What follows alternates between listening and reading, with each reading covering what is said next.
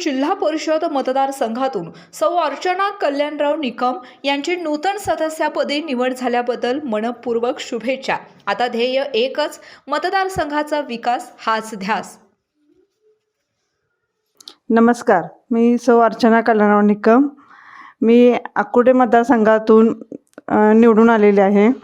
ह्या यशामागे नामदार प्रकाश आंबेडकर साहेब, तसेच माझे पती कल्याणराव निकम साहेब आणि सासरे लेमनराव निकम साहेब यांच्या कार्याचा सिंहाचा वाटा आहे। त्याबद्दल मी ह्या सर्वांचे मनपूर्वक आभार मानते। तसेच ह्या माझ्या यशामध्ये माझ्या आकुर्डी मतदारसंघातील सर्वच मतदार बंधू भगिनींचा सिंहाचा वाटा आहे, त्यांचेही मी मनापासून आभार मानते।